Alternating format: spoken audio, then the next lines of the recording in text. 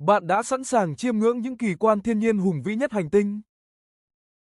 Đầu tiên là đại vực Grand Canyon, Mỹ, một trong những cảnh tượng hùng vĩ nhất hành tinh, được tạo nên bởi dòng sông Colorado.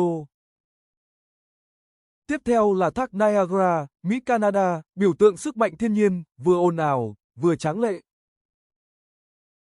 Cuối cùng trong danh sách là giải Bắc Cực Quang, Bắc Âu, Na Uy, Iceland, Phần Lan, hiện tượng tự nhiên kỳ ảo, khó quên. Nếu bạn yêu thích video về chủ đề này và có những ý tưởng gì hay thì hãy để lại một comment và một subscribe cho mình nha.